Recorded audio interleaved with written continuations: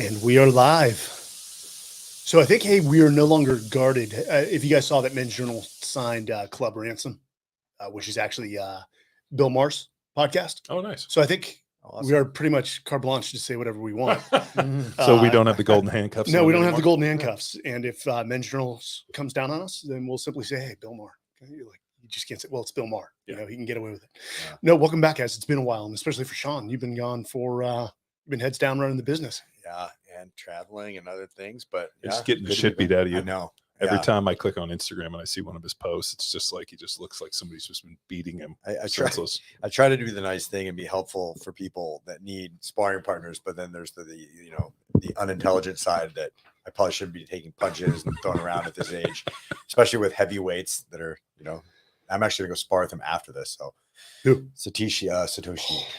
He looks thick. Yeah, he's a little bigger than me. How big? Probably 250. Yeah. How much you weigh? Right around what? 190. 190. I've been losing weight. I cut 10 pounds. So I'm on my way down to 180. How'd you cut it? Said diet. Just stopped eating. Yeah. Just throwing up, cutting yourself. A little more long cardio and a little bit less food, but same kind of quantity, like same quality of food, just less of it. The food drip. Yeah. The American food drip. I know. That's the ill of us all. Well, we had a little workout sesh this morning. Will, if you want to throw that up, it was good. We worked out with Victor. Who else was there? Philippe and Arash. Nice. So yeah, they're come in on Saturday, or we do 3 days a week.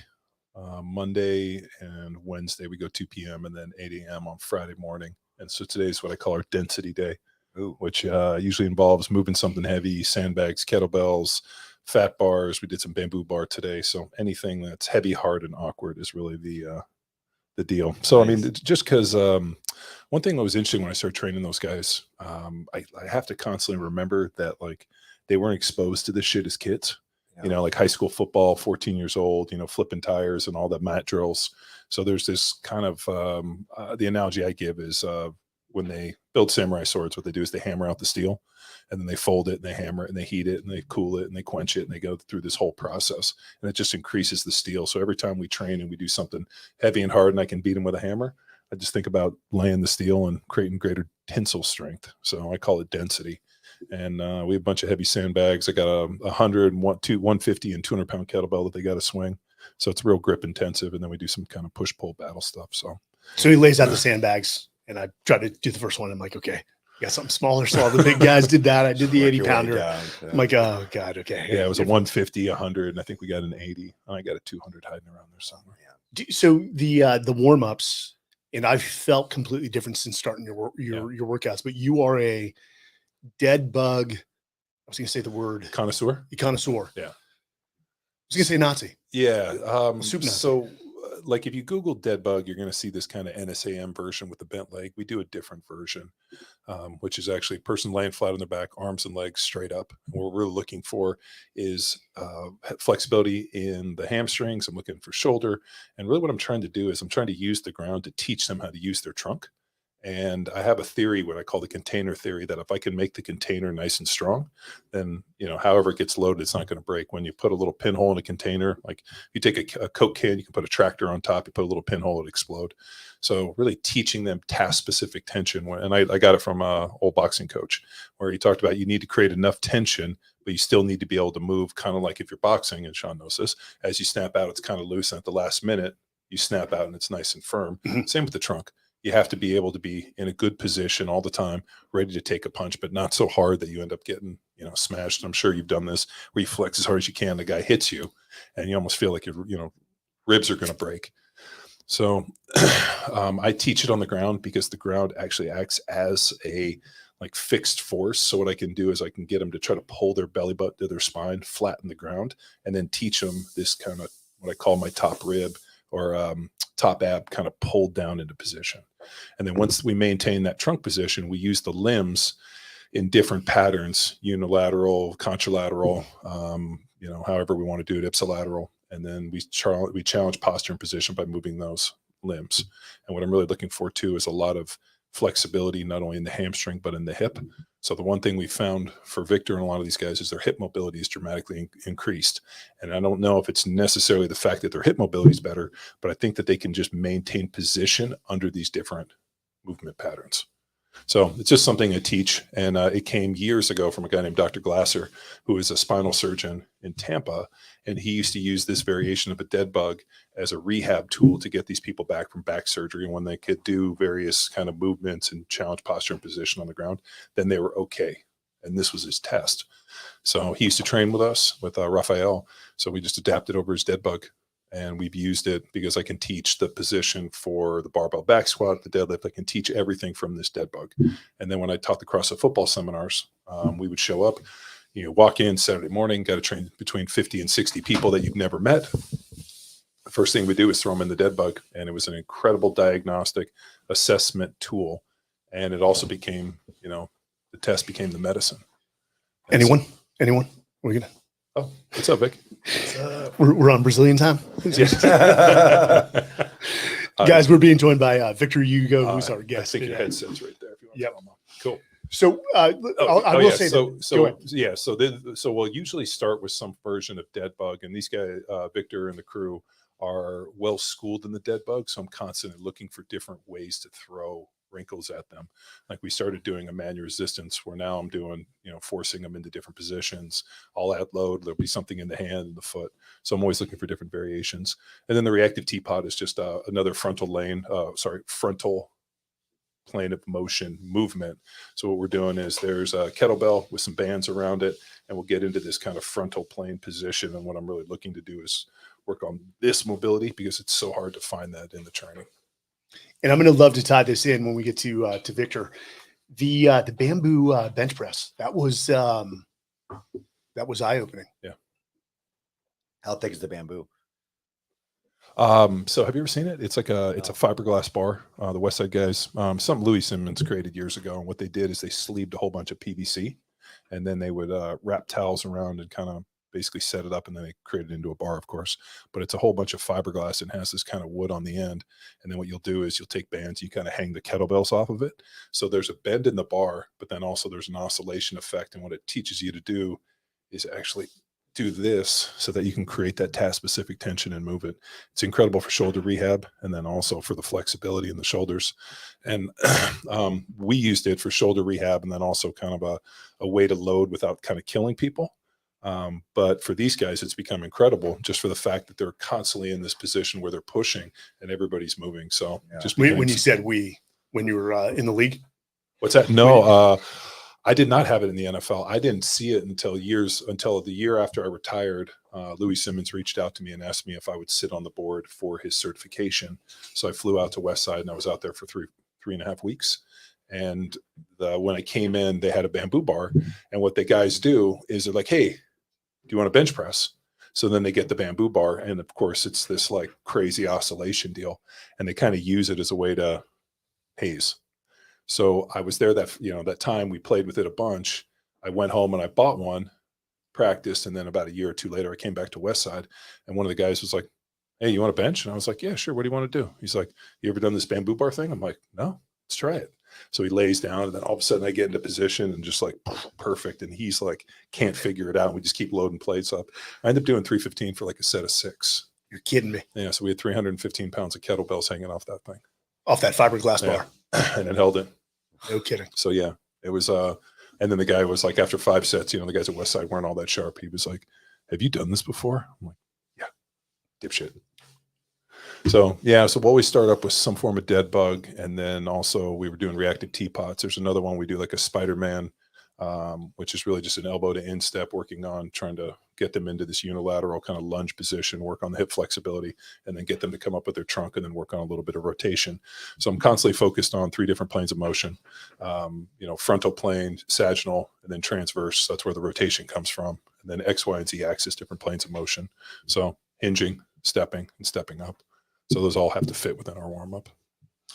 Well, we'll make sure we get that post out with the entire workout video as well. And then looking forward to follow on Fridays. But let's get into a little men's journal updates. Well, I think you guys are probably tracking this one. I think the whole world is tracking this one. The sub, which unfortunately has ended tragically. Was it 5? Total of 5 people lost, I believe it was. I know Victor's big on it. You've been following it? Oh yeah, he's on it. 5. Yep. Are you a Reddit guy? Do you follow this on Reddit? Not this, but yeah, sometimes I look at Reddit. I don't have a Reddit account though. I just like stalking people there. My wife would come home and pretty much give me the update. She's like, "Do you want the update?" I'm like, "Sure." As soon as I heard that they had to bolt them in from the outside with 18 like massive 1-inch bolts, so they put the cap on and then they had to get bolted from the inside, I was like, yeah, no, that's not good for me. The minute that I saw myself go into the tube and somebody from the outside bolted me in, I would have been like, I'm done. I'm out. Yeah. There's no way. So, are you uncomfortable in tight spaces? I wouldn't say like when they put me in an MRI tube, it's not an easy feeling for me. No, but I also have a fairly decent sense of self-survival. Yes. Like I've been in many situations where I'm like, nope, like we're all going to die. And like that to me just looks like basically a coffin that's going underwater. When this, I think this happened on Sunday night, was it? That it went missing. Fox News called me, "Hey, would you come on and talk about this?" I'm like, absolutely not. I've got no experience whatsoever. I dove probably at a maximum of 25 feet, but $250,000 per seat. And so this is a sport or luxury of the rich. I think everyone on there was a multimillionaire. There was one billionaire. Unfortunately, there was a 19-year-old, and apparently his aunt said he did not want to go, but his father was very adamant that he join him. Well, I got one problem. I saw the pictures and they had like a Nintendo controller steering it. And then also the recovery beacon was tied to the same energy source or the power source as everything else. Mm-hmm. Like normally you're supposed to have a fail safe where like if everything fails, like we need a separate battery for the beacon. So the fact when they redundancy. when they lost power, they lost the ability to be found. I saw the guys closing it with like a socket thing. Yeah. That's what I was saying. Scary. Like they put the thing on and then they ran the bolts and the guy was like, I'd be like, there's no way. Is there a way to undo those? No. So once you're in, you're along for the ride, no matter what happens. So my point with Reddit is, when finally the word came out, was it Thursday or Friday that it had imploded? A lot of people on Reddit were like, good. Basically, the rich deserve that, which is a little disgusting. Yeah. And have a And little like respect. obviously the money is going to go back to support the exploration. Obviously there's scientists going, but when they open it up to the public and people can pay, it also brings money into the program and they're able to then. Well, I think that's what the guy was trying to do. He was trying to raise money to buy like a bigger luxury sub. Yeah. So I think he was doing it for these guys, hit them with a high price, and then they were going to fund like a bigger sub so they could do more people. The thing that I think is odd about it is that they didn't have the regulation and the testing and the certifications for the sub prior. And people were questioning why, because of what it was made out of, why it hadn't been tested at depth first without people.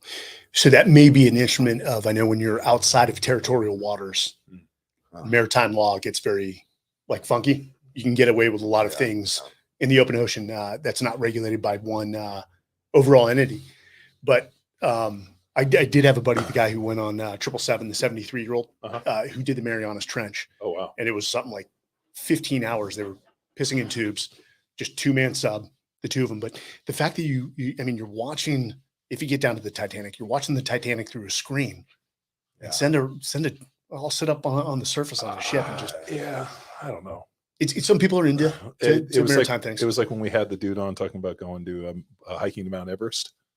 There wasn't a single part of me that was like, man, I want to do that one day. I was like, no way. I'm good. I'm totally happy you went and show me the picture. Yeah. Different strokes for different folks.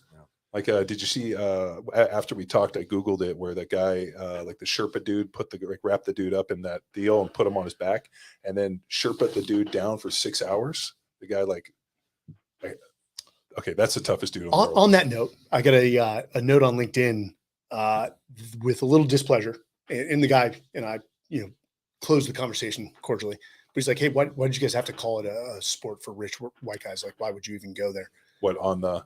Because we called climbing Everest a rich white guy, and he's like, why would you even go there? I'm like, hey, dude, it was a joke. It was a joke. Like, don't worry about it. Move on. So we're gonna piss off certain people. Next one.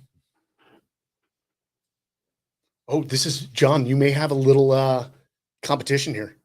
Power athlete may go away here as Apple's reported potentially a fitness program with their new Apple Vision. They're looking at rubber, I guess, coating so that you can sweat while using the system, which we all know. Have you guys played with the VR headsets? No. So my son has an Oculus. Yeah. So I played on it. After about 15 minutes, I had to go sit outside and like look out in the horizon because I just like it messed with my vision. Now vestibular system where you're getting a little nauseous. Yeah, no, I mean, like I didn't feel nauseous. I just felt like I couldn't get my eyes to. Once I took it off, I couldn't get my eyes to focus. So I Googled it real quick, and they're like, "Go sit somewhere and like look far in the horizon. And your eyes will readjust." So for every 15, 20 minutes he plays, he has to go outside and sit outside and look at the horizon. And so all of a sudden they'll be like, "You played for an hour, dude. That means you got to go sit outside and it's hot." So then we'll go get in the pool and like mess around. But it's weird. He plays this game called Gorilla Tag, where they're basically gorillas in like this kind of jungly thing, and they chase each other around. It's tag. Yeah. You're and they climb walls, and it's hilarious to watch them do it. You know, my problem with this is if you don't have access to equipment, basically you're limited on workouts you can do. But again, it goes to that community aspect that we're all big on. People join the boxing gym or go do jits at your place because they want that sense of community. Yeah. It seems like this is just another form of Uber Eats. Stay at home, don't socialize. And it's you look at those mirror workouts too. There's like a mirror in front of it. It's like tonal. I hate those. And the thing is like people have had access to treadmills in their house for 50 years, decades, and nobody uses them because there's no community. There's no. Do you know what they're used for? Dogs hanging clothes. Hanging clothes. Yeah. The amount of people I've walked in and seen exercise equipment in their house, and they usually use it to hang clothes. I'm like, don't do it. Yeah. My wife bought one during COVID. Has not used the thing since. Because why would you? When you can go walk in the hills of Austin, it's much more beautiful. Yeah. We have treadmill and a assault bike, but we actually use it because we have this Hypermax oxygen thing we've been testing for a couple of years, where you exercise with oxygen, and it's like basically reduces viral load in the system. So I try to do that 3-4 days a week. Here's my theory. I think humanity, and I think we're already starting to see it, is going to have an allergic reaction to this. They're eventually going to resist, because technology, while there are great aspects to it, and we all agree, access to information, you're trying to make two things. I mean, you're basically telling people you need to stay home for everything, or you can't stay home for everything. Well, wasn't there a movie about that? Surrogates? Where was that the one where like you send your robot out and then you just kind of sit at home? Bruce Willis. That's right. That's right. I'd really love to have like Victor be my surrogate for jiu-jitsu. Mm-hmm. I'm like, hey, I'm going to jits. I'm going to watch. I'll be like, okay, Victor, walk over there. I want you to smash this dude. And then I'll sit at home and watch Victor kill people at jiu-jitsu. All right. It is kind of like the Matrix, right? Yeah. You're plugging in. Well, the boxing gym's the same thing. Like if you join jiu-jitsu or a boxing gym, you end up with like 25 new friends you knew you never needed or knew you'd had. What was the one with Gerard Butler, where Gamer, but there's also a world where you've got this fat guy who's playing a hot woman in the reality. It's sick. It's almost like an anonymous handle on Twitter or anything else. Let's go to the next one. And this will segue nicely. Speaking of surrogates, you think it's really him, or you think he just has like a really high-end robot that does jiu-jitsu? We could, yeah. First off, who is Mark Zuckerberg training with in the Bay Area? Dave Camarillo. Is it?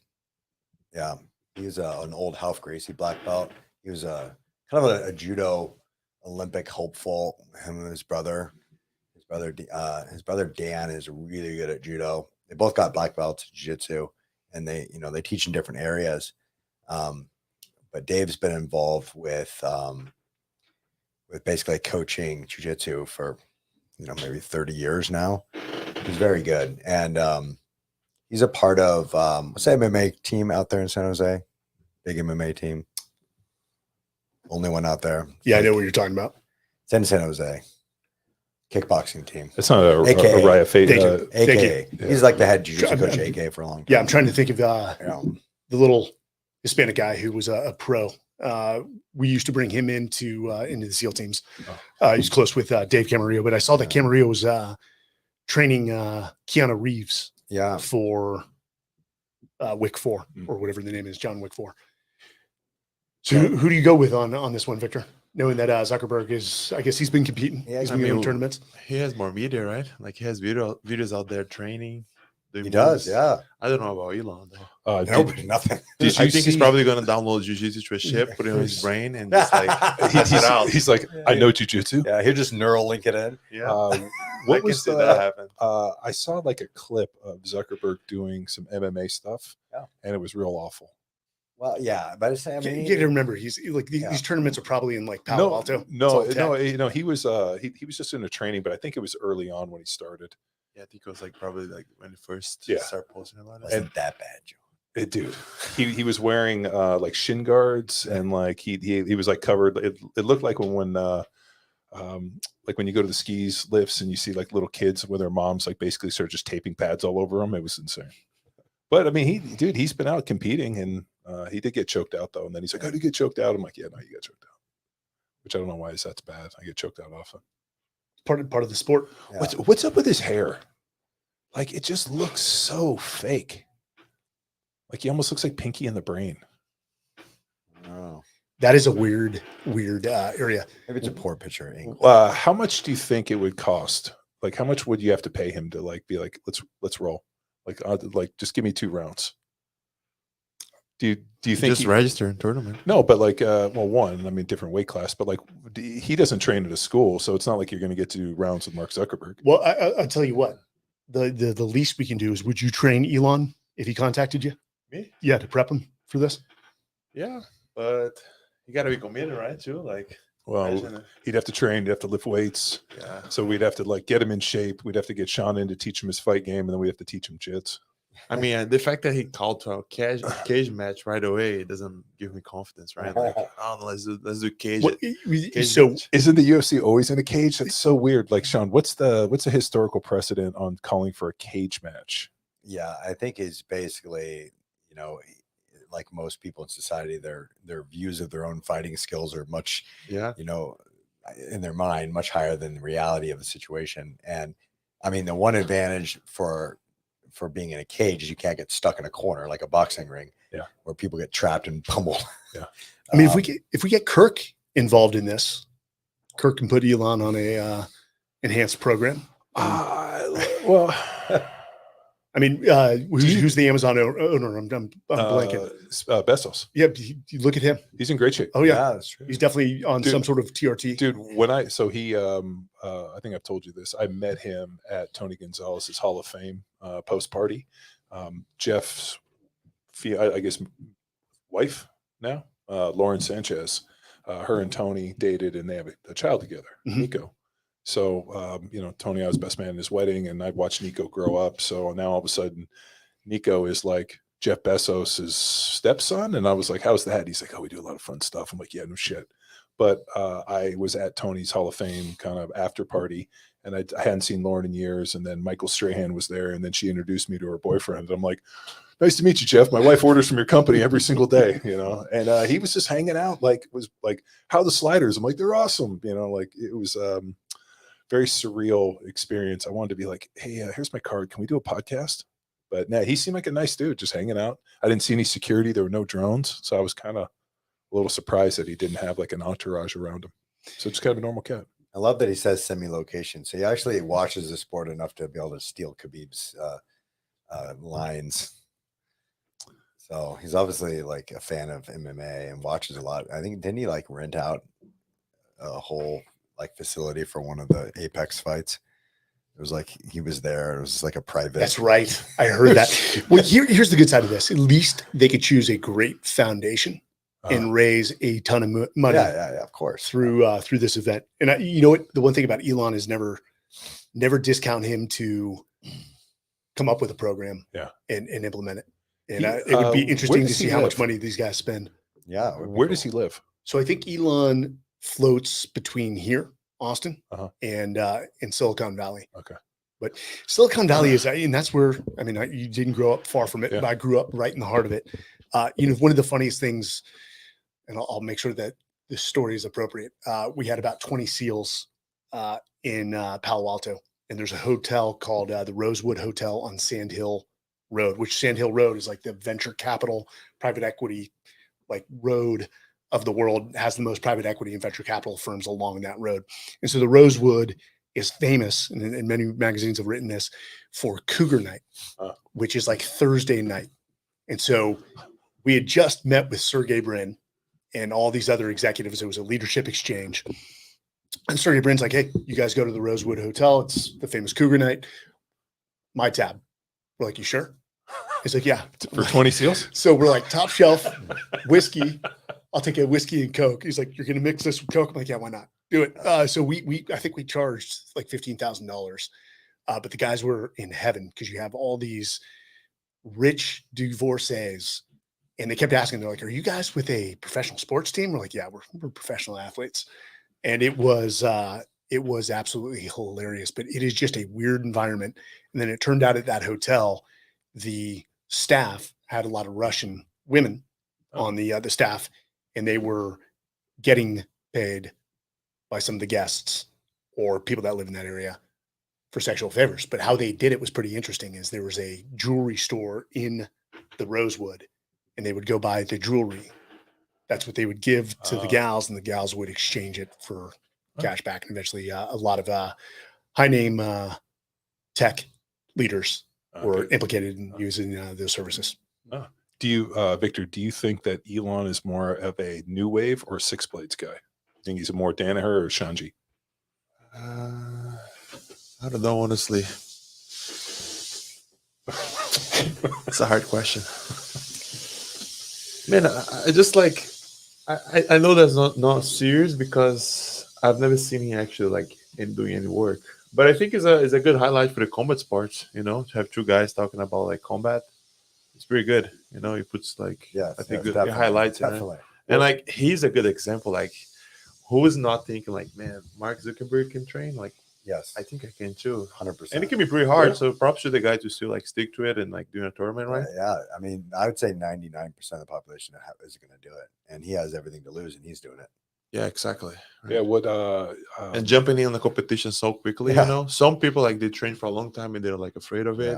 They're like, oh, like they think they have too much like to lose. What about that guy? Like, being on another company, he could like, I'm pretty sure he lost to a guy. I think I didn't see what the guy works for, but I think the guy works in like a pharmacy or something.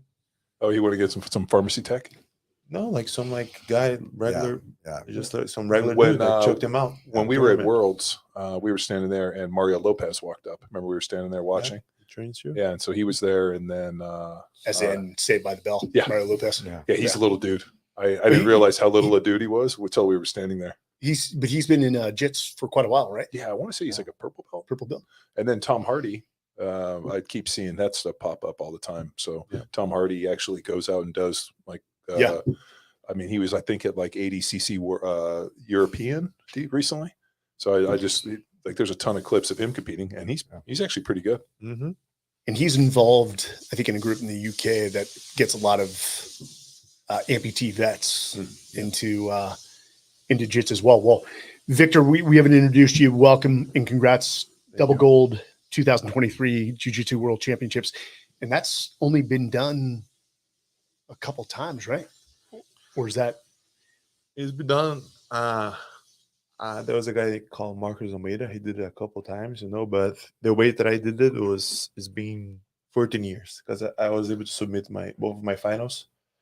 So the last time that happened in the tournament was 2009. So that's what made it, kind of more special. Who was that? Buchecha? It was Roger. Oh, it was the last one. Yeah, it was Roger Gracie. And there's only 4 people. And then it was the first time in history that somebody had won Brazilian Nationals and Worlds. Yes, in the same year. Yes. That's amazing, man. Thank you. And you are 25 or 26? 26. 26. Damn. 26. Is it when the people that did do that in 2029, how old was that individual at the time? Which one? Oh, I'm Just- not sure, but Towards the end of his career, I think. yeah, No kidding. towards the end, I think probably he had won a couple tournaments. Now, yeah, I know you guys have been working for how long now? Since October. Yes. Yeah, like almost 8-9 months. Did you feel like the programming that he's running you through, you're better conditioned and stronger than your opponents? 100%. And it's funny to have John and Sean on the room because Sean has helped me a lot too. You know, kind of more like he doesn't. People don't see us working that much, but we're working like every other Tuesday. Like every Tuesday, we'll be working wrestling. So I think align those two helped a lot. You know. Yeah, no, these guys do a wrestling class that we went up for. So Yeah, I like to. It's kind of funny. I think it's Sean was probably able to see the changes because he actually feels it, right? Like he's able to see and feel it. And wrestling forces you to be way more like physical. So that's when I get to be more physical and use the things that I'm learning from John, you know. So basically, you just recruited a bunch of old broken ex-athletes to come in and help. A bunch of broken old fucking has-beens. A lot of experience. A lot of experience. He's like, tell you hold what on. not to do. He's like, I got this collection of all these old fuckers that broken down. And we're like, one more time. Yeah, like, come on, one more time. No, it's good. It's I mean, it's exciting too, where we get to live a little vicariously through what he's doing. So I mean, like it was neat to do what I did, and it's even funner. It's more fun now to see what he's doing as well too. So, and to see how far he's come. Like I still laugh. I still have videos and pictures of like day one, and to see how far everybody has come just within the training within 8 months is like anything short of phenomenal. And then what was nice was whenever I talked to Sean, I'm like, how are they doing? He's like, dude, they're really strong. Like they're doing so much better. They're in better condition. Like everything's just come along. So it's always nice to get outside feedback on that. When he started, strength-wise, mobility-wise, I mean, how did you structure a program for him, knowing his end state was Worlds? I didn't. So when Shanji approached me about working with Victor, Shanji didn't really tell me much. He just said, hey, this guy's a really special brand of jiu-jitsu. He has some injuries and he needs help. And that's all Shanji told me. So when we started, I wasn't didn't do jiu-jitsu and wasn't necessarily a jits fan. Mm-hmm. Like I just didn't know who the culture was and who these guys were as players. I've since got up to speed on it, just because we have a text thread and an Instagram thing that just kind of goes around. So when they showed up, and when I met them, not only were they nice kids, I joke, I call them kids because they could be my kids, just in age because I'm so old. But very respectful, hardworking, and just a very light sense of every day they walk in. Like sometimes when you work with professional athletes, and I was probably like this too, there's a lot of brooding and entitlement and just oh, we have to do it today. There isn't a single day, as awful as it's been, where they've been like, I don't want to do this today, or any prima donna shit. Like every day was like, what are we doing? Excited to be here. Thank you so much. Big hugs. And that was all. And I was like, you know what? I don't know who these guys are, but I know that 1, they need this, and 2, they appreciate it, and 2, they're going to work hard. Like that's all I want. Just come in and fucking die on the sword, bust your ass, work hard. And and then as I got to know them, I was like, oh shit, these guys are actually it just was funny. I went down and I had taken my daughter up to Six Blades to Shanji's place, and I didn't necessarily know who he was. And then after I went down and Googled and was like, okay, this guy knows what he's talking about. So, but when I met Victor, he had some issues with injury, and that's something that I can fix and something that we can deal with. And I just was like, all right, we'll put him in the model and we'll see how he does. And all of a sudden, he turned the corner really quick. And then as I saw him go out and started kind of immersing into this jiu-jitsu thing, I was like, oh, these kids are pretty good. Shit, let's not fuck this up. So that's kind of how it worked. Diet as well. Yeah, we did the diet stuff. Put him on the anabolic diet. The big thing when we assessed his diet wasn't eating enough proteins, wasn't eating enough calories. And I think that was just a big thing, just making sure, you can't put on muscle without eating protein. So making sure he was eating enough. So we did some anabolic little carb cycling early on, which I think worked. And now all of a sudden, I think he's doing a little bit more balanced stuff, but also supplementation, make sure he's taking creatine and beta alanine, vitamin D supplementation is another big one. So just making sure that the supplements are right, the food's right, and then really just managing the volume because they train so much, sometimes 2 or 3 times in a day. So how much were you weighing in at when you started working with John? I mean, kind of the same, but I think I was able to change up a little bit the body like a composition, recount. right? Yes, yeah. Yeah, the recomp was Substantial. yeah, like the before and afters are pretty good. How much muscle mass? I don't know. I mean, we've done DEXAs. Yeah, I but have it's- to do another DEXA, you know. Yeah, But it's noticeable, like for me, like during training, all that, be able to like have more conditioning, be able to. I feel like, you know, like more explosive and all that, you know. it's I mean, like just a lot of the stuff. Like when it was neat for me. The first jiu-jitsu tournament I've ever been to was to see him compete at Worlds. So like I didn't necessarily have an appreciation for it, but like he did some stuff that was really cool. Where like you basically speared that dude, and like there's a great one of like him hitting the dude in the air, and it looks like just like an open field tackle. And then to see him standing out there in comparison to the other guys, I was like, man, I think it was either Lovato or Shanji was like, he looks like an NFL player out there. And it's true. I mean, just physical stature compared to those other guys, they look like what you'd expect. And then Victor's out there looks like he plays in the NFL, like a big tight end, big outside backer, you know, like big and thick in the shoulders, big in the legs, and just stout. Let me ask you this: is there drug testing in the world championships? Yeah. Okay. Versus other leagues that probably don't test. Yeah, unfortunately, jiu-jitsu's pretty. Testing is expensive too, you know. Yeah. So you gotta wait on that. So people are like, oh, they just test the champions of the division, stuff like that. People want more testing in the worlds because they say there's a chance that I won't be tested even if I want, because they only choose some people, but it's expensive, you know. USADA actually charges big money for that.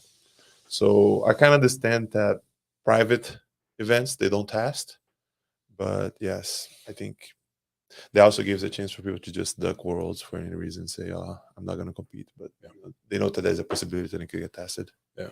So, I mean, it's historically, I think jiu-jitsu has been, I mean, I guess all combat sports were always kind of heavy on the drug stuff, but I do appreciate the fact that they're testing the champions, which is cool because, you know, actually, you know, like you win and there's no stress. Like the little USADA dude was right there, and we were like waved at you as you walked away. It's not like you're over there trying to run out the back door and hey, I got a flight. See some guys are getting stressed about it.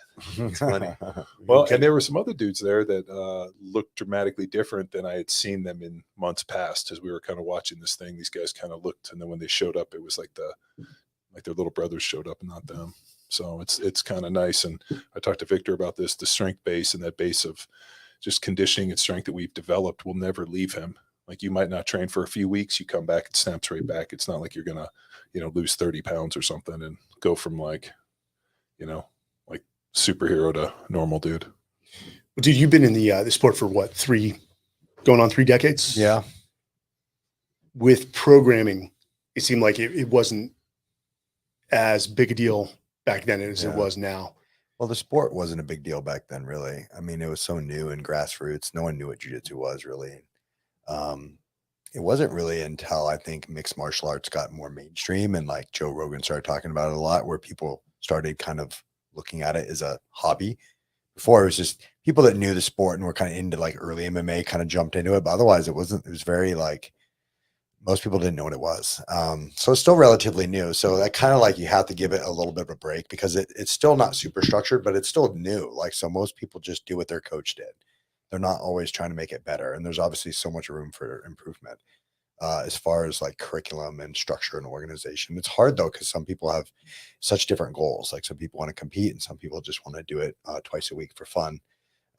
So if you have a class of people, sometimes you're in the same room. Yeah, you're like, well, okay. I mean, that's difficult. You know, what other sport has pros mixed with, you know, it's difficult as a coach because you don't want to favor like super intense and then everyone quits, because that's what will happen. There's lots of gyms like that are just so focused on like the best guys, and then everyone else comes in and they start down here and they just quit. Like they barely can make it through a warm up and they quit, and that's not good because then you have no one learning jiu-jitsu. So it's difficult to do, but. You know, as far as Victor, I saw the biggest thing I saw is explosive speed and like his ability to change speeds. Because usually in the past, he's very technical, works off his back, very good on top, but it was a slower pace and he moves constantly. So for a big guy, it's very unusual because usually big guys like get on top and they hold and they like go for little gains in position, and they're used to muscling people and they're used to being heavy on top. And Victor's very fluid and he just keeps moving. He wears people out. and he's super technical. So now if you add that strength and explosion to a guy that has that fluidity and that technical ability, then you're going to get what he just did. You know, we just kind of ran through everyone and it wasn't even close. I mean, if you submit both guys in the finals, the reason that's very impressive, because you watch like the Olympic final in wrestling, it's like barely one person scores, because the two best guys in the world usually are going to be so close that you're not going to see an entertaining match. For you know, for the common person, they watch like Floyd Mayweather boxing and he doesn't get hit and they're like, oh, it's boring. You know, it's a world title fight. They're both good. You're not going to see just a smashing. And most sports, that's what you see at the finals. Is you see, like, if you watch their quarterfinals and early, they just run through everyone. And then by the time they get to the finals, they're so evenly matched that it's like a dogfight. So if you submit the guy in the finals, then that's a huge disparity of technique. And he did that twice. So it's impressive. Do you feel like something added to your game? Like all of a sudden, like once we started working on the strength and the mobility and all these different positions, that kind of allowed you to kind of add more things to the toolbox, correct? Yeah. And as I said, like as we started working with you, like honestly, like after ADCC, I thought that I need to make a few changes. That's when we started working and started working with Sean. You know, the main thing about Jiu-Jitsu is that what brings people into Jiu-Jitsu a lot of times is very accessible for anyone to do it, because you don't have to be strong, you don't have to be in shape. Like John trains with guys out of shape all the time, and they still can give you trouble, even though he's in very good shape. So at the highest level, you become super technical, and you don't have to be physical, you know, because it's very technical. You learn how to be efficient, but at some point that will take you to only so far, you know. So I think like this past 8 months was just about like become more physical, you know, like be able to get physical, and you know, almost like you have like a booster on a video game. You can like press that booster and just make shit happen, you know. And yeah, like learning the physicality, the fitness part with John, and then be able to drill wrestling, because I think when it comes to physicality, if you watch wrestling, it's probably one of the most physical sports in the world. You know, you can't just be technical for wrestling; you gotta be physical. You know, and Jiu-Jitsu, a lot of times you see the lighter divisions, the guys are just technical. There's not a lot of physicality. They're so good at making stuff happen. They're so good at finding positions. You know, and I think it's just a mix. You know, like being technical and like being like athlete. So yeah, I think that's like what's happening right now, and I like it. You know, and I think it's a high, like it gives you a high sense of like reward, because I go there, like put in the work with John, like, you know, like last session was like 105 outside. Like, I was laughing. 111 in the I was building. laughing because it was so hard, and then like we have no AC. It was probably like 130 on the inside. What do you think? They said, like my watch said 111 in the building. Dude, like, And so we have a big ceiling fan. They were training at 2 PM on that, like the other day, where it was like 106 outside. And it was like, I wasn't even training, and I was like sweated through all my clothes. Like 1 year ago, I wouldn't think I'd be able. Yeah. 1 year ago, I'd be like, man, like I can't do this. And like, I was laughing because I was like, oh my God, this is amazing. Yeah. I love this. It's just like learning how to like hard stuff. Same thing with the wrestling. Some days wrestling is pretty tough too. Like, you know, repeating, putting ourselves in the position that I don't really have to be in Jiu-Jitsu, but just putting myself there because I know it's the thing that I need to get better on. So it's just like a high rewarding like thing to do, you know. Yeah, wrestlers are always some of the most fit dudes you'll ever see. Yeah, it's a brutal. I mean, it's like a 7-minute VO2 max test. And they're usually they're usually a little strange. So my buddy Matt, who's my training partner, he trains in the morning. You know, he wrestled heavyweight at Cornell, and he like showed up today, and he was like so excited. He's like, "When are we going to start?" He likes to wrestle, and even these guys, he like grabbed him all of a sudden. He was ready to go. He's like, "Oh man, I'm so excited to start." He's a fucking weirdo, and like most dudes that wrestle at a high level are a little strange. And like you need people that are willing to go in, and just because average people aren't willing to suffer in that the amount of pain, right? Yeah, the amount of pain. And there's a little, like any other sport, but like there's this really small chance that you're gonna be able to like be drafted D1 or something like that, right? So yeah, and you start so young as well. Well, Sean, you see a lot of collegiate wrestlers break into UFC and MMA. Is it just due to their physicality alone? Because ultimately, technique-wise, they're usually lacking. Yeah, I think it's their competition experience. It's a competition because they start when they're young, like Victor was saying, and they compete since they're in junior high, and then they work their way through like state championships, which are like big deals. And if they win the state title, they have to come back and do it again. Now there's all the pressure on them to do it again. Some of them win 3 state titles, go to college, go through, win a couple NCAA titles. That's on ESPN. You know, it's nationally televised. They're getting that experience, that competition experience. They're competing 2-3 times a week their whole life. So when it comes to cutting weight, when it comes to being on TV, when it comes to like getting ready for a fight, they have ultimate experience. They already have like a level 10 of experience. And even if their technique is behind the other guy, their experience will pull them through. And they're just so comfortable that they just go out and they can perform hard 3-5 minute rounds, and it makes up for so much. So that's the biggest advantage I think they have. And obviously they have the ability to dictate where the fight goes. So if they want to, if they determine that they have an advantage on the feet, they can stay on the feet. If they want to, if they're like, oh, I'm getting hit, this isn't good, I'll take the guy down. So that's where like the Russians have had success, because they have high level wrestling and boxing, and they're able to blend those pretty well.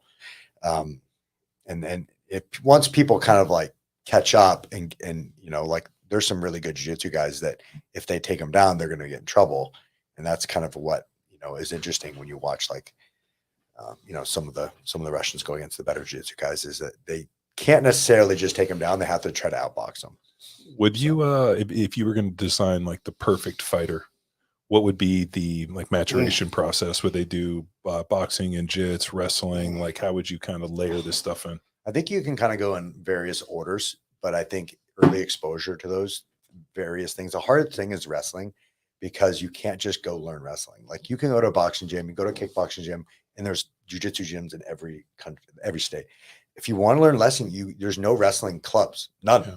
Like, so if you're, they want their hours, they're empty because people don't want to do it. Yeah. It's so like not a good business that nobody's going to open a wrestling gym. Like it's literally only like competition for like seniors that are going to do the world title and things like that. It's very unusual. So judo, you can learn. Anything else you can learn.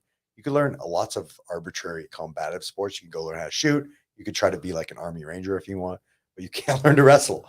One of our coaches is wrestled for a long time, and then is a high school wrestling coach. And I remember I saw him, and I kind of like, he works for Dr. Tom out in Arizona. His name's Bryce. I grabbed Bryce and I was like, dude, what's up? I grabbed him. And then all of a sudden he like grabbed me and grabbed me by the wrist. And I was like, oh yeah, he's really like, just, it was one of those things where all of a sudden I remembered, I was like, oh yeah, this guy's a wrestler. Yeah. And he's just real. He wrestles with these kids all the time, and he's just super stout and real strong. Yeah. Wired. Odd grip strength wrestlers. Yeah. Like, they're so like this, like they'll bruise you by like grabbing your arm. Like, what the hell? He like grabbed my wrist and I was like, It is. They're very physical. And judo is really physical too. Judo is also extremely physical. Some of the toughest guys were like these Polish judo guys that I trained with when I was in Japan, and they're known for their ground game, and they're just beasts on the ground because they use 100% strength. And when judo guys get on the ground, they just try to like maul you over from turtle and just pin you on your back and hold you down with everything they had, or they like go 100% on submission. So it's kind of weird because they're really good in some positions and then they know nothing in other positions. So it's like weird to roll with because they're super tough and then they're just like trash. And you're just like, it's awkward to roll with them. But, you know, they're also extremely physical where it's just like all or nothing, all or nothing. You know, that's a good question though. I mean, would you expose a wrestling? I mean, boxing? If you can get access and you had a great wrestling coach and you could pair that with like, I would say like boxing and kickboxing and then jiu-jitsu, and you could blend them all. I mean, people would be unstoppable.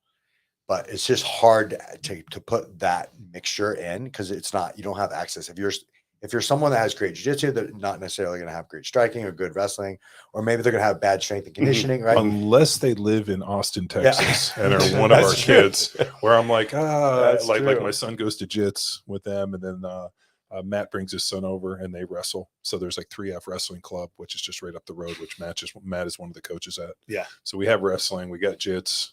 We got boxing and fighting. Yeah, that's true. This town has basically everything. Matt is a good dude. Yeah, then he also wrestled at Hofstra. Yeah, when he was getting his MBA masters. Was it MBA? Yeah, he got his MBA.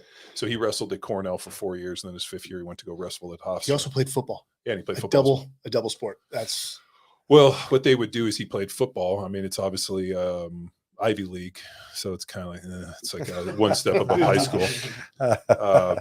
Yeah, so I mean the fact that, and then he would go obviously wrestle heavyweight, and it was funny. He was sending me some of his videos, and he looks so out of shape. He's like, "God damn, I wish I knew you years ago because I wouldn't have been this far out of shape." I just don't think that people like MMA has been really interesting in terms of like developing conditioning and like the UFC and, you know, Joel Jameson 8 weeks out. I mean, all of that stuff has been really fascinating in terms of developing different energy systems. And the cool part is you have all this, you know, testing and all this training, and then you actually have a place to see if it works or not. And you send the guy out there in the ring or on the mat. Like we developed a whole series of protocols for Victor and these guys. Using the echo bikes and the assault bikes because there was no eccentric load, so we could really ramp up the conditioning. And then all of a sudden, like, you know, Victor goes out and smashes this dude and he's laying on the ground. They're like rubbing ice on his chest, and Victor, I see him, is over there giving an interview. So was this the finals? No, there was one of the other matches that One of the other matches. So I mean, he cooked this dude. I mean, they battled, they fought the whole thing. I mean, it went the full length of the deal, and when they got done, the guy just collapsed and he was on his back, and they were like shaking his feet and rubbing ice on his chest and trying to get, you know, like trying to like make sure he didn't die. And Victor's over there like, I think it was a good match, like getting interviewed. And I'm like, so I have a great picture of the dude laying on the ground and then Victor getting interviewed. And I remember thinking like, thank God we did our conditioning, you know, which is what was it, you know, Tyson, Muhammad Ali, like, you know, you got to suffer when nobody's around so that you can look like a rock star when everybody is. So ain't that the truth? That's the truth to everything. I'm sure, you know, I'm sure you had guys in the league that just were natural talent, but just lacked the work ethic that could have pushed them over the. The NFL is the single greatest genetic lottery on the planet. Like it's true. Like you can like learn skills and like, you know, you can go in and develop jiu-jitsu over years, and you know, you can be competitive and like whatever it looks like. I mean, boxing's another genetic lottery. Like you have to have so many intangible skills to even get to that point. But the NFL is like the world's greatest genetic lottery. And then you basically take these people and you throw the world's best athletes out there. And then what differentiates people is like their ability to, you know, stay in condition, speed, all the other stuff, because everybody's fast, but then you have to create durability. And the only way you create durability is through the training process. Yeah. You know, like you might be able to go out and run fast one time, but can you do it repeated efforts? Can you go out and hit, but can you take that abuse? And the only way you do it is, like I said, folding the steel and doing the training. Like you have to be in shape, you have to be real strong, and you have to be able to do repeated efforts and be durable enough that you just don't explode. Seems like injury prevention, especially with footballs, like is half the battle. Yeah, there's a tempering process. I forwarded these guys. I was kind of stoked last night. I was sitting on the couch. So I have this. We're going to have Eric Wan on the podcast. It's we just had him on, but he's the guy that developed that magnet helmet. Sean, this would be good for you guys. It's a helmet that has magnets, and these guys do it, and it helps develop like fixed brain injury and PTSD and some of the stuff. So, I mean, they use it with fighters. So I was sitting on the couch doing my brain thing, and I'm like looking, and some guy was watching NFL, the NFL channel. Yeah. And he like shot a video of me playing against the Packers and then like tagged me and then sent it to me. And I'm like watching, I'm like, oh shit, that was a good hit. And yeah, it's just kind of neat that like that's in the universe and people see it and then have a way to send it to me just because I'm not watching. Yeah, I was totally proud of you, dude, because you put the guy down and he was like getting back up, and then you just run up and push him down again. I mean, yeah, that's that was my patented move. I would smash dudes to the ground, and then I would wait just as they get up, and then I would run and spear them and knock them down again. And normally I would try to dive on them and try to teabag them was my other patented move, which where you like when they're on the ground, you basically just like skid and kind of like rub your nuts on their head when you get up. It's called the teabag. So that was another one of my patented moves. Was he the same position as you? Because he looks like he looks a little smaller. He's a defensive lineman. Okay. Yeah. And I was probably like 310. I was probably another 30 pounds bigger than I am now. And DNs are usually weighing in around what, 150, 175? No, most of the DNs are anywhere from 260 to 300 pounds. So Yeah. So that guy was probably 300 pounds. No kidding. Yeah.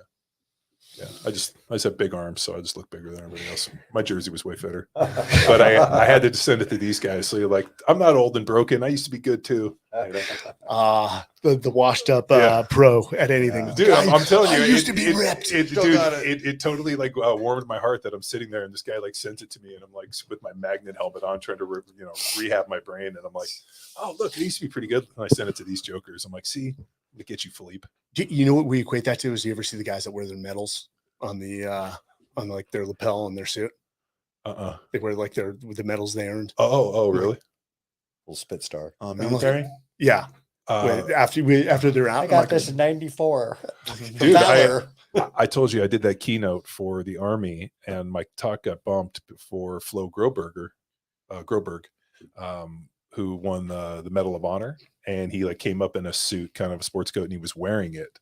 And I was like, kind of like, ah, shit, dude, you bumped my talk. And he like took it off and handed it to me. He's like, well, hold this for me, keep this warm. And I'm like holding his. Is that the equivalent of hold my beer? I'm about Yeah. to go on. Yeah. Watch this, kid. Yeah. That's what I was like, it's kind of a trump card, right? When somebody hands you their Medal of Honor, takes it off around their neck and hands it to you. Yeah. You know what? I just have a different perspective on that. One of, I worked with 2 Medal of Honor winners, one posthumously, one who lived. And to the rest of the guys, it's just like, okay. For every Medal of Honor, there's probably about 100 or 200 that just didn't make it to that level. Yeah. Perfect example is Brian Chantosh. Yeah. And you knew who Brian Chantosh is? So this is through my lens. When you are early in a war and you've had a break from a war like Vietnam to the global war in terror. Yeah, we had the Gulf War I, which was the guys were just so good. They ended it that quickly. So on the ground invasion of Iraq, he's a platoon commander. He's a Mustang, so he's a prior enlisted Marine. He's now a platoon commander. And they run into, this is what I know, and I'll probably butcher it. They run into a actual uniformed Iraqi like company, and they're in trenches. And so they start taking contact. And Brian Chantosh, from my small interactions, this guy has a beautiful mind. It's so different. Like you just recognize that he's different than every human beings. And when they tell the stories of him, you're like, yeah, I understand why now. But basically, they were in a bad position, so he got in a Humvee with the driver. He told them to ram the Humvee into the trench, and then he got out of the Humvee, eliminated some enemy fighters to the point where he was out of ammunition, started picking up, as we call battlefield tech pickups, battlefield pickups, AKs, and then I think what did he eliminate? I want to say it was something like 15 to 20 enemy combatants. He was awarded the Navy Cross. Again, the Marines also are known for with the Army or the SEALs would say, "Oh, that's a Medal of Honor." The Marines are like, "Yeah, it's a Navy Cross." Well, you're a Marine, so yeah. Marines don't have many medals, and I sort of respect it. But there's word I've heard that is being considered for upgrade. Had that happened in 2015, it would have been yeah. He has his own Wikipedia page about it. You guys want to go read it, Brian Chantosh.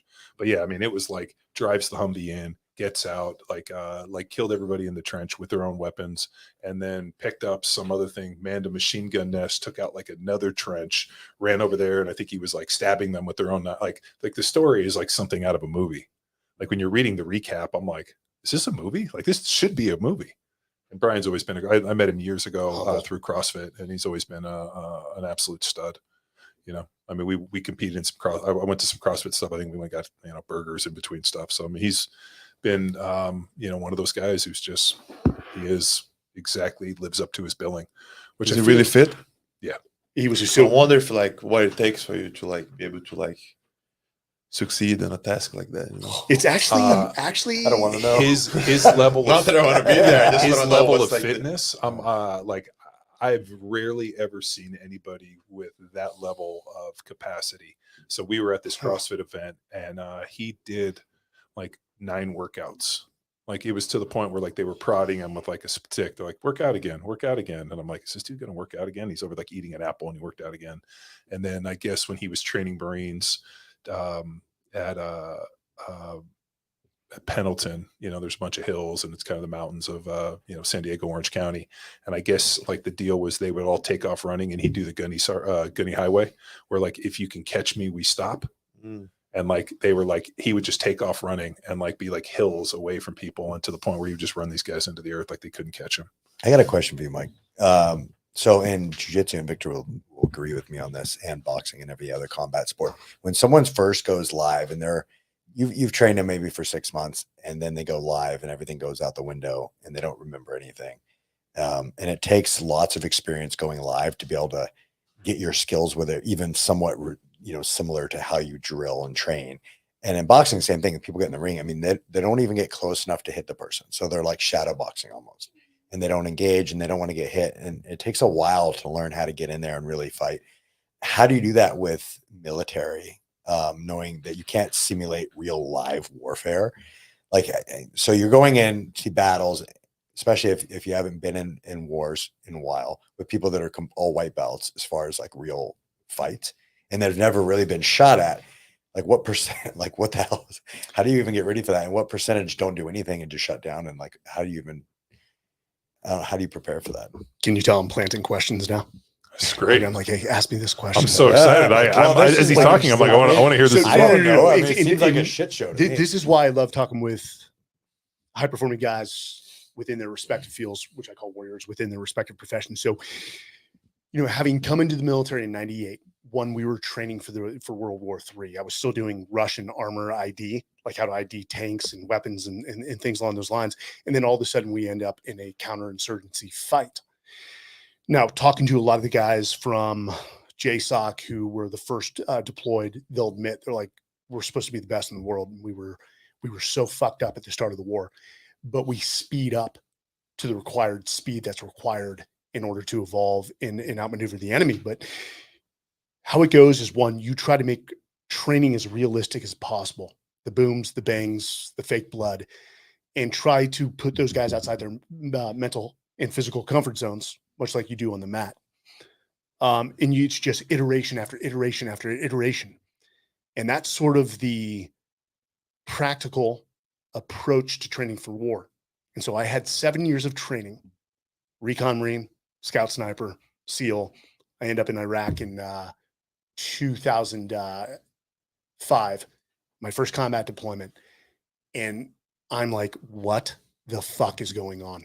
I'm like, I can do mission planning. I understand it, but I couldn't take the practical into the reality of war. And all I can say is some pick it up quicker than others.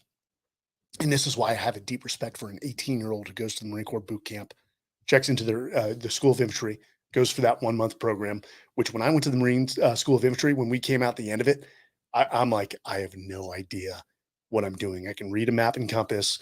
I can yell, as we're like rushing a trench. I'm like, God, please don't get shot. Please don't get shot. And then ultimately went through SEAL training. It's just iterative. And you said with wrestlers, because they perform at such a high level, because they're constantly, it's so competitive and they're just 3 times a week.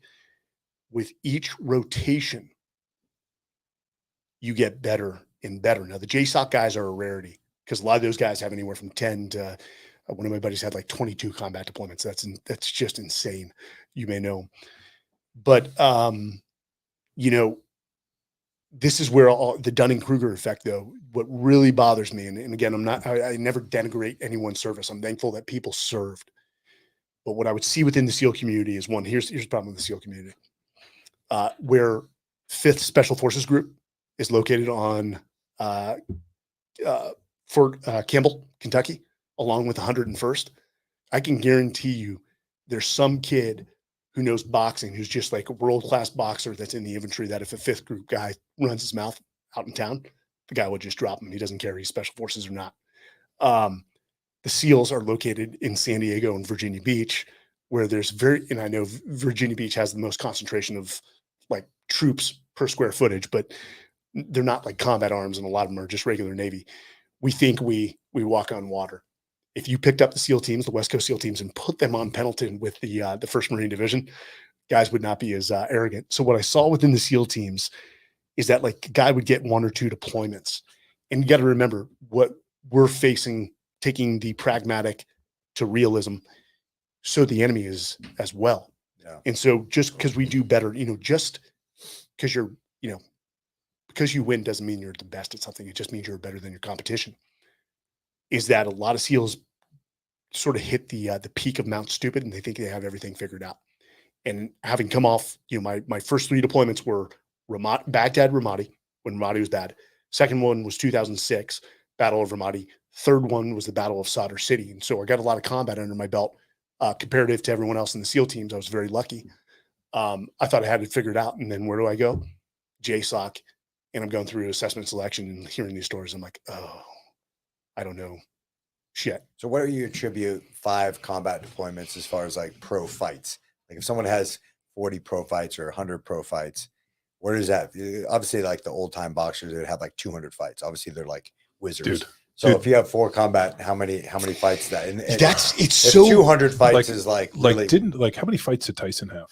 not that many. Well, no, but 50? was it 50? But like those guys used to fight once a month. Yeah, they used to fight a lot. The old school guys had 300, 400. And the fights were longer back then too. Yeah, 15 rounds. Yeah. And so the old school guys have way more experience. That's why it's one of the only sports where boxing, they said the golden era guys would win. They'd actually run through them because there's so much more experience. Oh, Here's the difference, though. You're talking about one-on-one combatives, Yeah, where we But it's operate just in as far. teams. So it's just as far as experience, though. What would you attribute the experience if you're actually in battles and you're getting that live fire, and you come back? As far as experience, how many does it take before you would say that you're a veteran or you're very like capable? Like how much of that action does it take to really get you so that you're ready to Well, go? I can tell you mine. I had 10 combat deployments, and on the 10th combat deployment, I'm like, oh, I think I'm figuring this out. And then they're like, you're fucking done.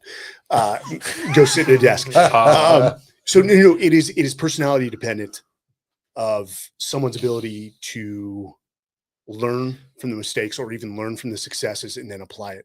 The dudes who were the very best won or a JSOC. That's not a subjective comment. That's What objective. is that, by the way? Why is that? Well, no, what is that, JSOC? JSOC is the counterterrorism unit for the U.S. Is that military. a combination of special forces? It is. To give you an example, I think the last statistic was 1 out of 40 SEALs has what it takes to make it to their respective command in JSOC. It's highly competitive.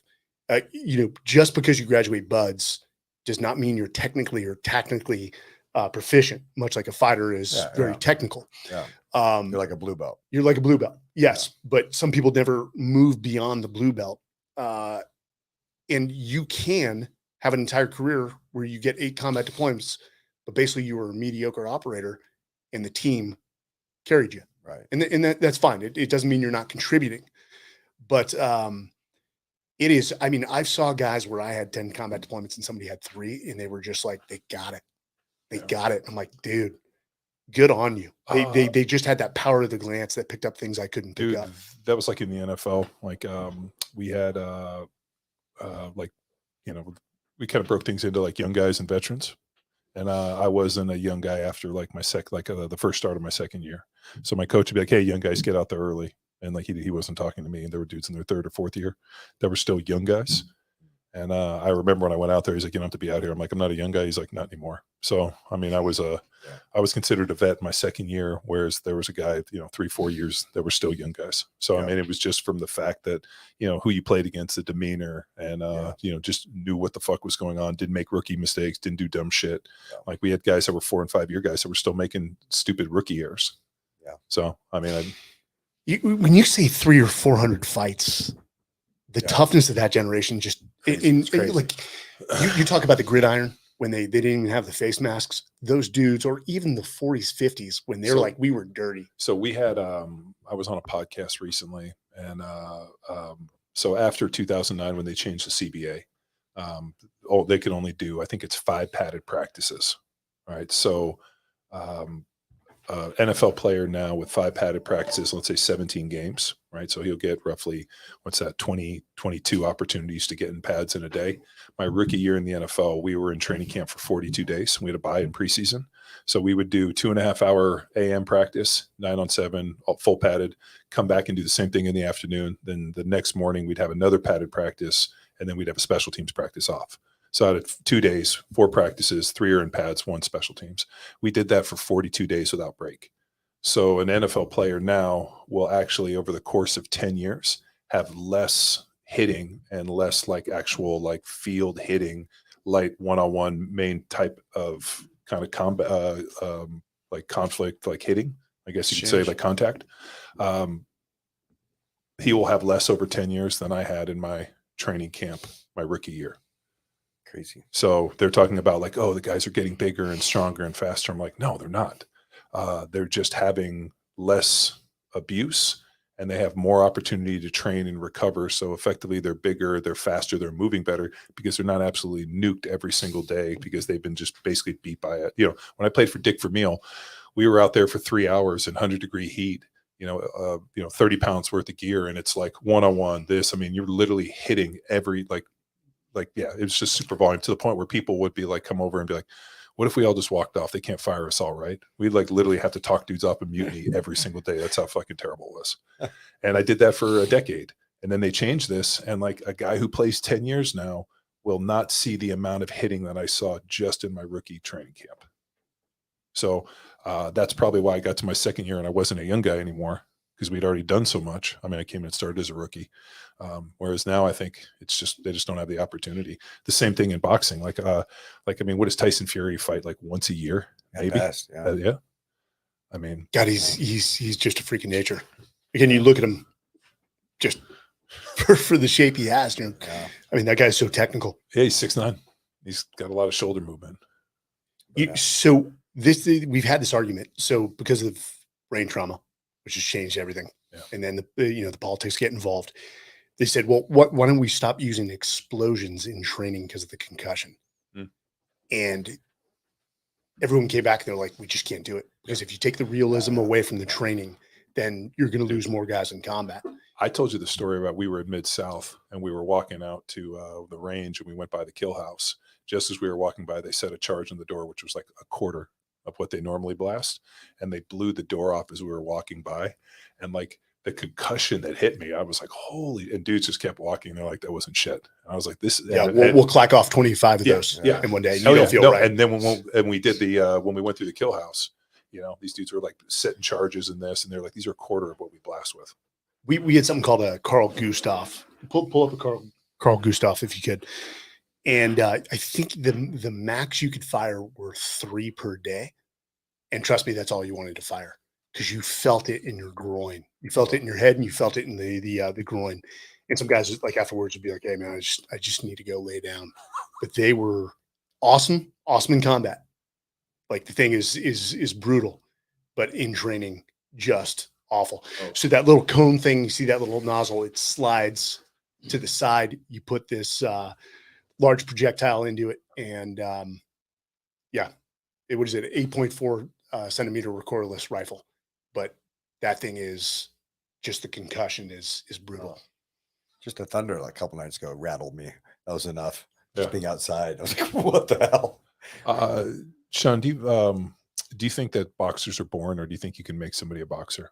Because just like in football, like either there's people that can take the hits and people that enjoy it. Like I took hits and it didn't even register for me. And I watched other people take those same hits. And I watched I watched a guy fall down into a convulsion and have a full seizure during a drill when we hit him. One of our guys hit him, and then I hit him, and the dude went down and had a convulsion, seizure. They took him out. He never played football again, and he was done. And we were kind of like, I didn't even have a nick on my helmet, and was like, wait a minute, that hit like almost killed that dude. Man, you must feel good about yourself. I do. I think about it every morning when I wake up. I'm more of a knucklehead than a guy. Yeah, I have zero, like this is a terrible thing to admit, but I figure if the minute you snap up the helmet, anything that happens is fair game. Like I never felt bad. Like, if somebody got messed up, I mean, this guy, Luis Castillo, tried to catch me with an inside move, and he was wearing a big elbow brace. And when he caught me on the deal, I just wrapped him underneath, locked him, lifted, and then ran as fast as I could this way upfield and jumped and basically put his elbow through his forehead and hyperextended, and he was done. I was like, oh, well, you shouldn't have done that. And so I didn't have any qualms about it. And he was a buddy of mine. We used to go out drinking too when I'd see him in the off season. I just figured if you snap up the helmet, like if we get out in the ring and Sean and I are going, like I wouldn't expect for him to like, hey, John's a good dude, I'm not going to beat the shit out of him. Yeah. Like I would expect, like if we're going to lace up the gloves and I'm ding ding, we're going to go out there, like I'm going to expect that he's going to give me everything that he has, and I'm not going to be upset about it. But I mean, that's you guys. You train against your best friends, and you're like, I'm going to beat the living shit out of you. These guys are hilarious because like they smash each other and then laugh about it after. And then like Philippe, who's one of our other training partners, he's like, oh yeah, like when he was giving Arash was having a bad day and he kept getting him in those triangles. And he's like, oh, I triangled Arash like 8 times. And Arash is like, this motherfucker.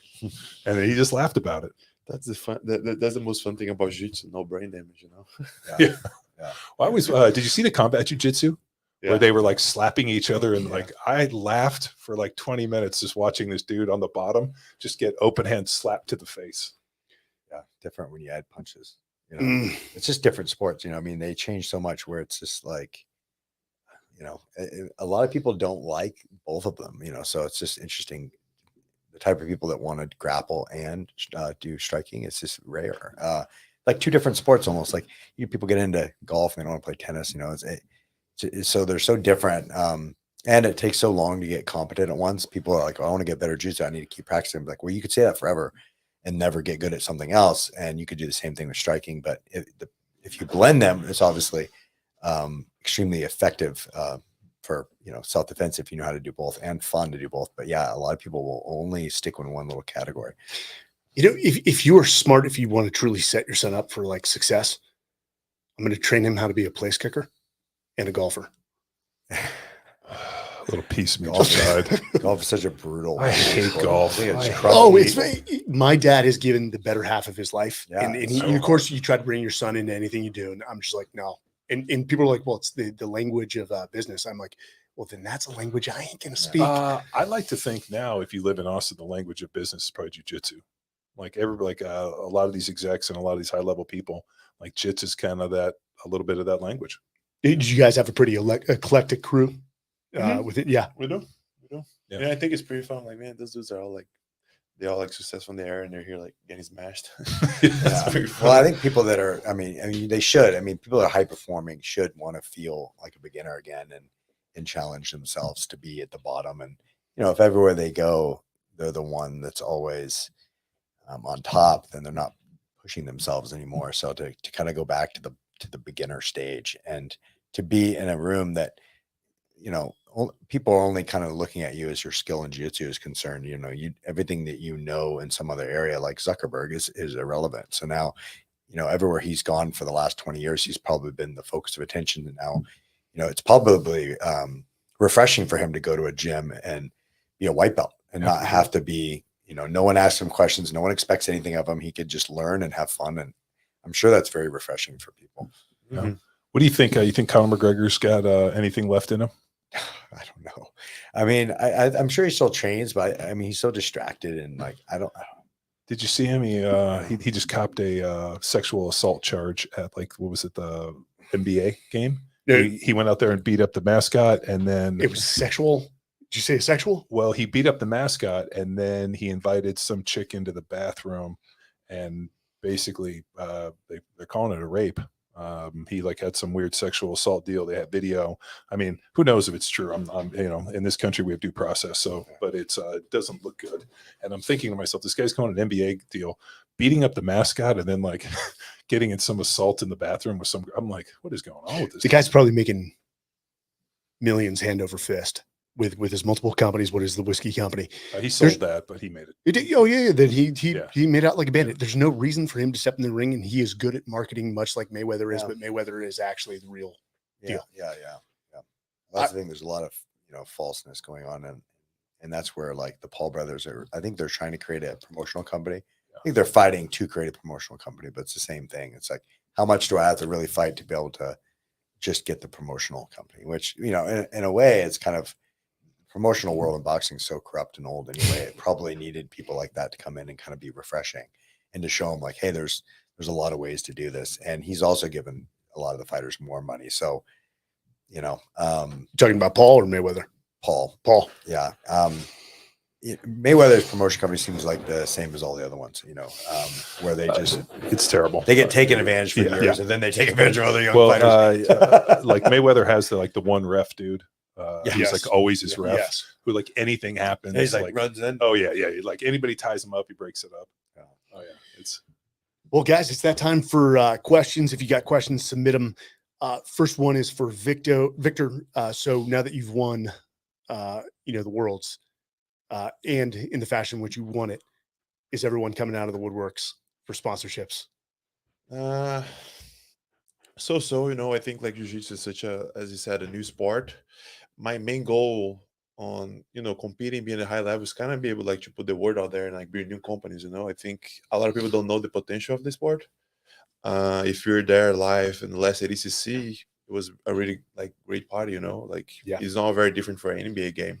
The crowd is really engaging, you know, and I think this sport is pretty new. So I'm open, you know, and I want to make something more innovating, you know. I think that in jiu-jitsu, like, because it's such a small community, it's a lot of the repeating. It's always the same sponsors, the same people in the background. So I think now it's just like be smart, like try to, reach to new horizons and bring new brands in, because I think we have potential for it, and as any new sport, like the financial side and all that, like all that, like make sure to elevate the sport and it's good for everyone. Because I think that the goal is one day to be part of an organized league, like any other sport. I think any other athlete deserves, like if you work hard and if you put your body and your mind out there, you deserve to be treated well. A lot of the guys that are competing, they don't even have like, how do they say, they don't even have health insurance. Can you imagine going like, there's a high possibility I can get my leg break. My head exploded when we were at the IBJJF Worlds, just from the mere fact that like I had never been.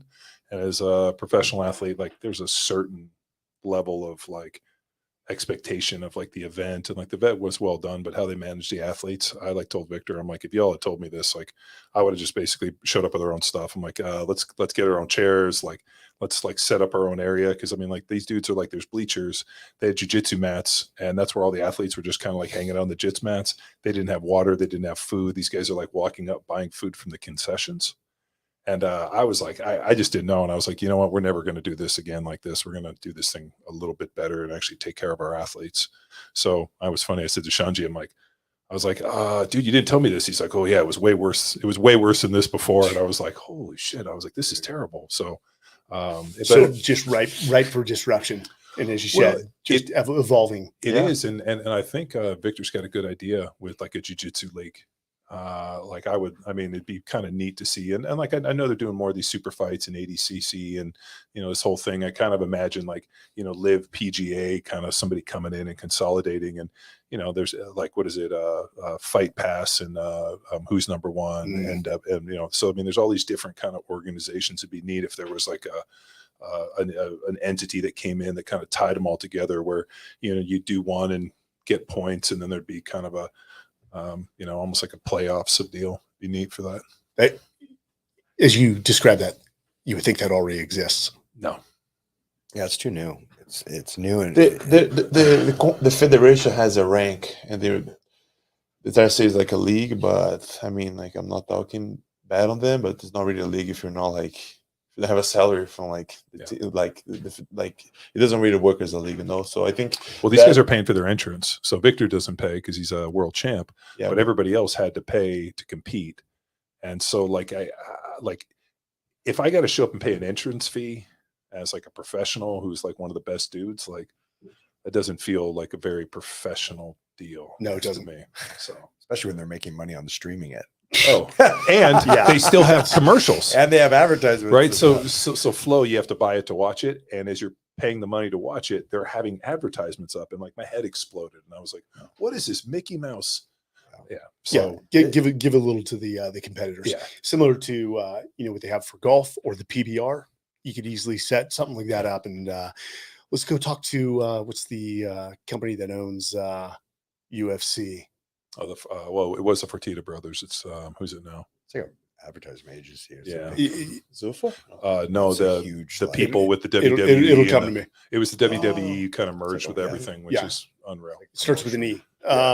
Good for them. So the second part of that question is, what's next? What's the next horizon for you coming off that? Do you take a break, or do you already have your eyes set on the next competition? As far as matches, like I want to have at least 3 more matches to the end of the year, just making the right choices. There's a couple names that come on my mind, and like everyone's mind right away, the bigger names. And I think it would just be a matter of time for us to work and make those matches happen, as I said, and there's a whole thing around it, right? Like, where is it going to be? When does it work for both of you guys? Because as Joe said, there's a lot of promotions going on. So all these guys, they also have the calendar. So have the calendars match and make those big fights happen, And then there's also gi and no gi. Yes. Yeah. So I mean, Victor, obviously fights both, but there's some guys that don't fight gi, and they're just all no gi guys. And I think and I asked Shanji about this. I'm like, how come nobody's done like a super fight where you get like a fight in the gi and a no gi, and you got to lose both? And he's like, oh, we've tried to do it, but like, there's not a lot of people that'll commit to both. They want to specialize in one. And the thing that I like about these guys is, is they fight in the gi, they fight no gi, and if you have a good jiu-jitsu game, you should be able to do both. So I think that makes I also think the gi is way worse than the no gi for the fact that like you have handles and you can't get away from people. You know, It's definitely more close to claustrophobic. That's for sure. oh yeah, and like the friction aspect. I mean, at least you get sweaty, you can slip out of some stuff. In the gi, you're just like glued to people. So this next question is for you, John. I'll read through this. Do you miss the run packages they used to run versus the heavy passing game they have today? I was an offensive lineman as well, and I love seeing a good running back run up the middle. Even seeing a fullback is rare today. That is a very detailed, excellent question. Yes, the run packages and the way that they run the ball. There was always a philosophy in the NFL that the run sets up the pass. You always had cannot think of a single install or Saturday night meeting where the coach did not say, we are going to set the tempo on the ground with our legs. We're going to put our hand in the dirt and we're going to run the ball down their throat, and we're going to set the tempo. We're going to set the tone of this game by smashing the ball. We were always inside, outside zone, and a little bit of power. So power, guard ends up pulling around on that backer. So inside, outside zone, and power was our man play. And we ran those, and the ability to run inside and outside zone gave us the ability to go into our 2 and 3 jet and our slide protections and all that. So, and then West Coast offense, sprint right option, which everybody's seen a million times. So that's how that offense worked, but it didn't work if somebody didn't respect your run. And we always played with really good running backs. I mean, I've luck for Deuce Staley and Priest Holmes and Larry Johnson and those guys. So we always had guys that could run the rock, which opened up the ability to throw the ball. Now what they've done is they've changed it so much because of fantasy football and other stuff that like the run game is absolutely garbage. And I watch the way that these guys run, especially the offensive line guys, don't really come off the ball the same way.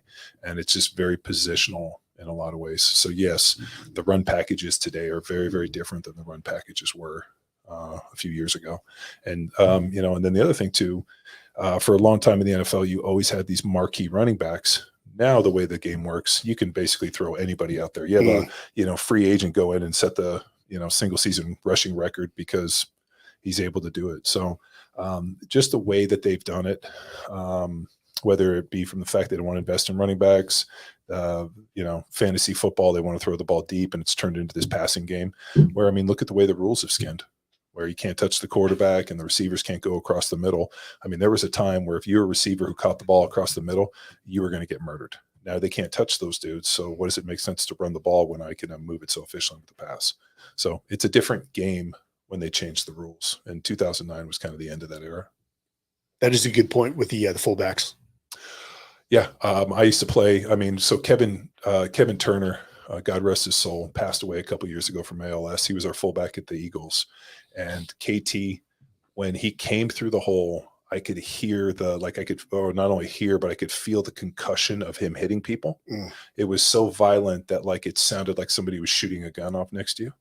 And he used to hit his head into dudes. And it was absolute mayhem. To see KT come through, I would block and try to get out of the way because I knew if he was coming in the A gap or the B gap, and I was there, he was going to hit me. So I would purposely fight my ass to get out of the hole because when that dude poured in, he was just going to annihilate anything. And then all of a sudden, it's has ALS and goes to this whole thing and passes away. And I'm those aren't related. Funny enough though, if you asked him, would you change a thing? He'd probably say no. It's like, hey, would you stop boxing? No, because you love it. I always hate when Kyle Turley was one of my ex-teammates. Kyle and I've been friends for a number of years, but Kyle's real. He got diagnosed with early onset Alzheimer's in his 30s, and he's always said, if I had known, I wouldn't have done this. And he kind of that, and he asked me, and I was like, I made no illusions. I knew exactly if you would have told me that banging my head into a dude all this time was going to be bad for my brain. We all knew this. Now they lied to us in terms of how severe it was. When I came in the NFL, they told us, you get a concussion when you got knocked unconscious. And then 10 years later, when they asked me, where they said that, they have this pre, training camp talk, you get a concussion when you hit and you either your bell gets wrong, your eyes go cross-eyed, or you feel any form of pounding in your head. And then the lady goes how many concussions you have? I'm 70,000. That was 70 times. I can't remember ever hitting somebody where my eyes didn't go cross-eyed and you kind of do this going back. I took a big hit. A guy kneed me in the forehead and I couldn't see out of my right eye for 30 minutes. you know, and but I wasn't unconscious, so it wasn't a concussion, right?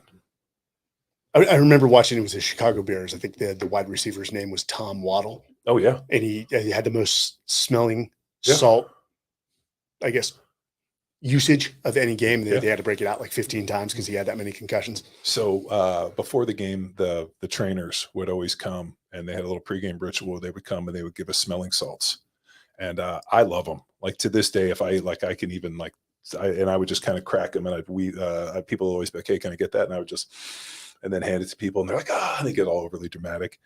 But there were numerous times where they would put them in cups, and we'd have them underneath the bench. If you took a big hit, you just come over and like, all right, everything's fine, and you just do them yourself. So I think it's almost better than coffee. You just get up and maybe a smelling salt and a coffee every morning. Sort of like an ice bath. Yeah, like an ice bath. Well, I mean, that's like how we really judge elite warriors is without by their ice baths. Everyone should have an Setting a ice bath. trend in here. here. Might be setting a new trend. Yeah, I like it. No, but dude, I loved it. Like going to Jits, and since I started training with these guys, is really kind of been really nice for me in that it's a team environment. We get to train, and then I get to go to Jits, and it's fun just for the fact that like I know we're not beating each other up, and I'm not taking shots, but like it's pretty fun to like get into a bad position and to be like, oh, this guy's gonna like fucking fuck me up, and then just try to like just absolutely murder him. Like so, there's been numerous times where I'm like, all right, let's see how bad a position I can get out of, and then I just try to do stupid stuff. Victor's like, just stand up on people, and I just stand up on people. Like that's like I think the big strong guy thing. This is your student, Victor, by the way. This is your responsibility. Yeah, no, it's fun. Savage over here. Well, like when you're bigger and stronger than people, like I can just stand up on people. Just stand up. Yeah, just stand up. Like just like when you heard in your brain, just tap if you're tired, or just tell the guy time out. Yeah. Same thing. I just hear him like, just stand up on people. But it's been fun in that regard. Like I think if you've done this stuff your whole life, like you continue to do it. And if you don't, then all of a sudden one day you wake up and you don't know who you are anymore. You know, and I think Part of your DNA. like for what you guys have done, and Same as you. and all the door kickers, Yeah. you know, like you have to continue to be the person. I think there's this idea that one day you retire and you're going to somehow become a different person. I think you have to do things that allow you to continue to be who you are. It's like my cocaine habit. I mean, it's why Sean lets other pros that are half his age beat the shit out of him. And Dude, I saw that. you can't let it go, can you? No. I saw that picture of that big Japanese dude who looks just like so big. Like engineered.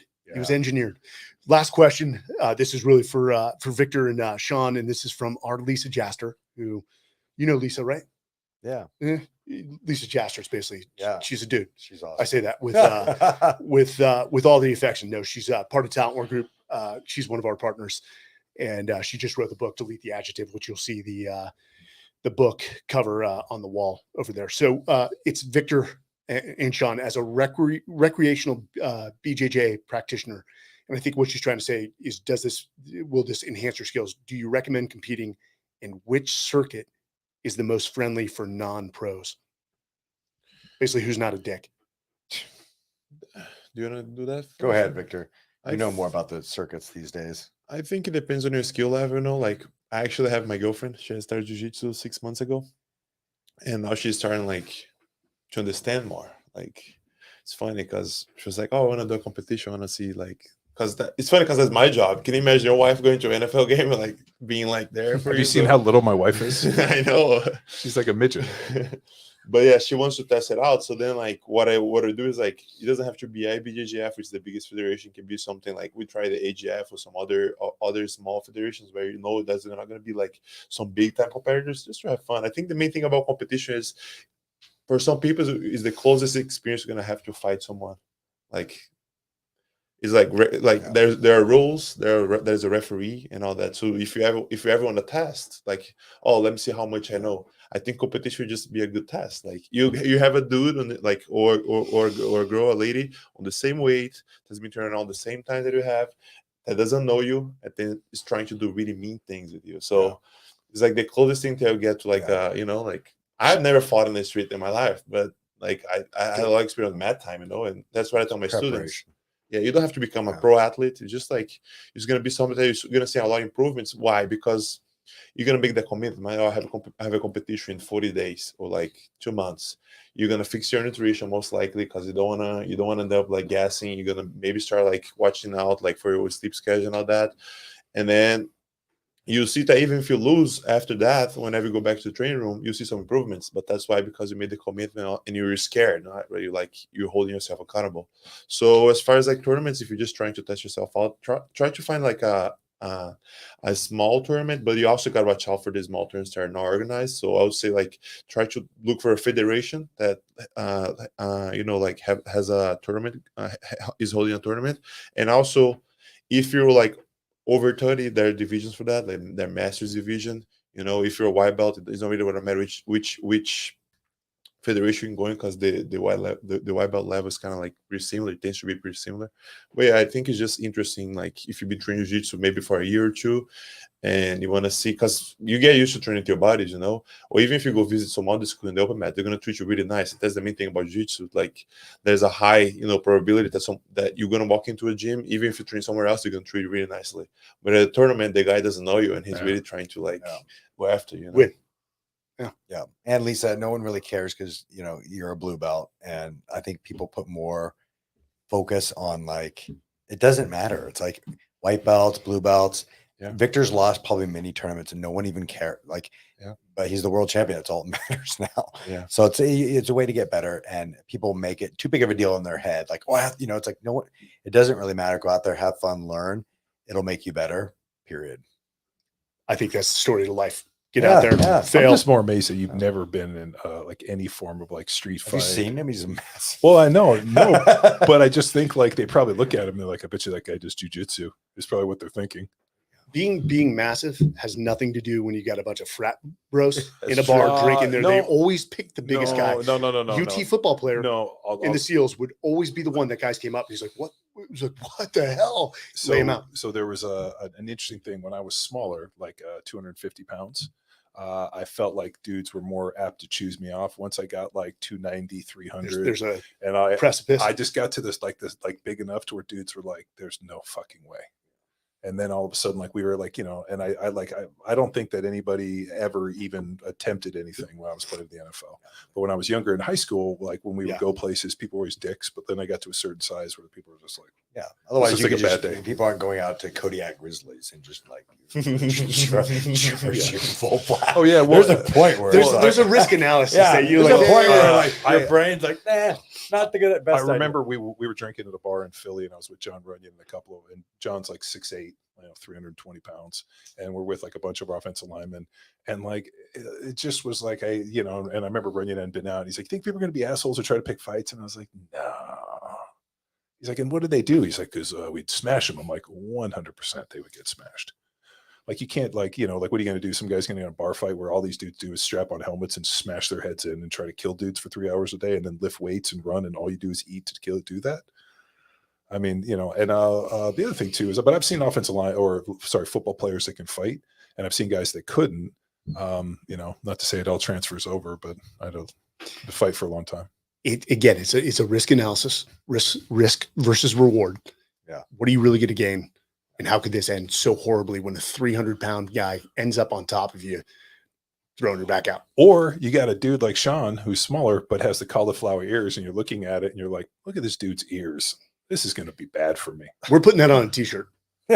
Always look at the ears. Yeah. Bottom line. That's best advice. All right, guys, we can't thank you enough for joining us. Victor, again, congrats on the double gold at the World Championship. We'll have you back on since you're local.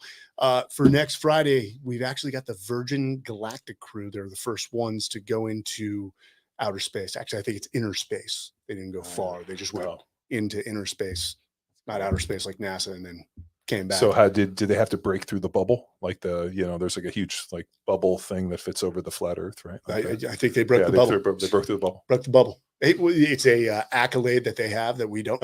Again, you wouldn't go down to the Titanic, would you? Would you do a rocket ship into? It feels like it's about the same thing, right?